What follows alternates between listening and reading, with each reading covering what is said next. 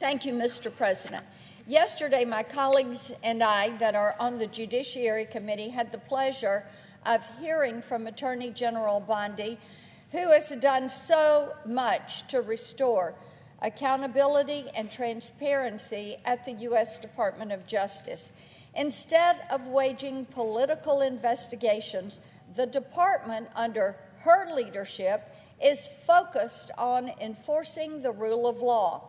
And that includes enforcing the rule of law in Memphis, Tennessee.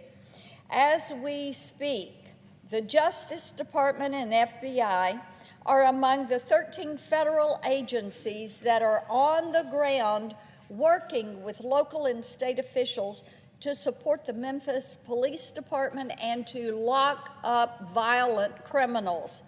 In just over a week of operations, President Trump's Memphis Safe Task Force has delivered tremendous results. As of Monday, authorities have made 321 arrests.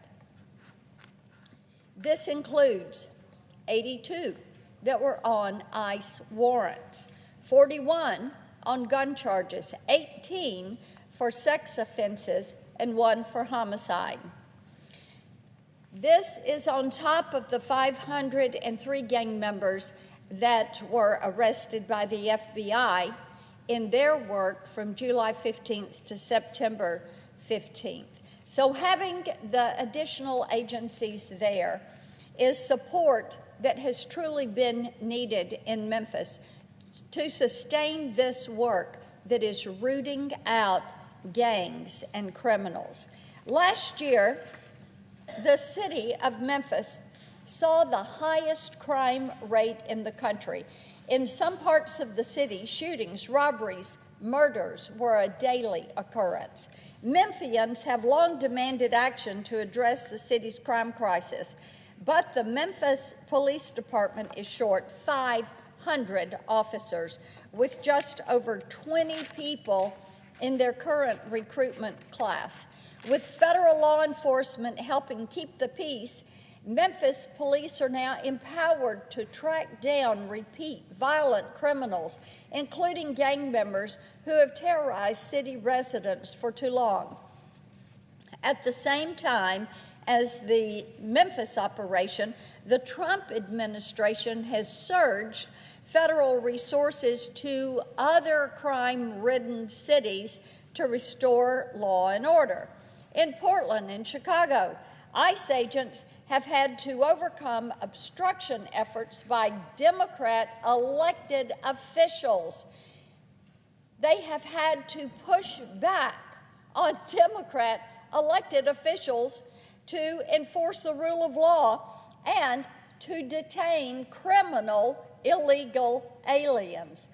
To preserve the hard-fought wins of the Memphis Safe Task Force and federal law enforcement across the country, we need to make certain that these violent criminals are behind bars. Yet, in too many cases, soft-on-crime prosecutors and judges have allowed violent criminals back on the streets without bail to continue their criminal activity.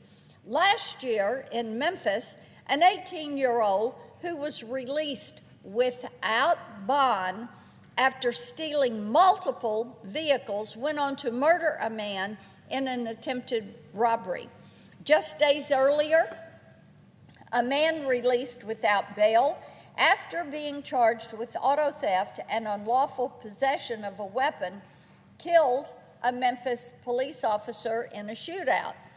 During a Judiciary Committee hearing that I chaired last week on Blue City Chaos and Tragedy, State Senator Brent Taylor, who represents parts of Memphis, told me that soft-on-crime prosecutors are the weak link in the work Memphis is trying to do and the work that Memphis law enforcement is trying to do.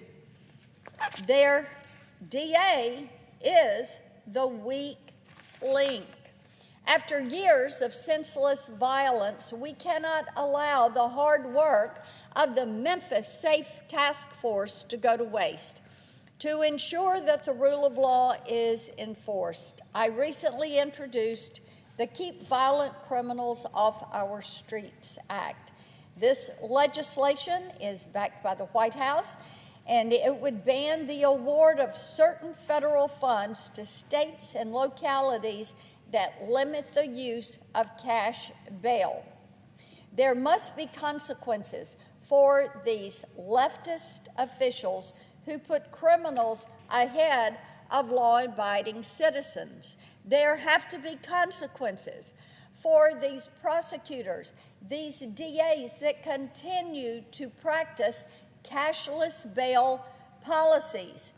So, banning these jurisdictions from having those federal funds is a way that we can say enforce cash bail and get these violent criminals off the streets.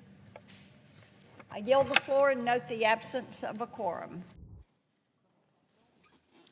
Clerk will call the roll. Ms. Alsobrooks.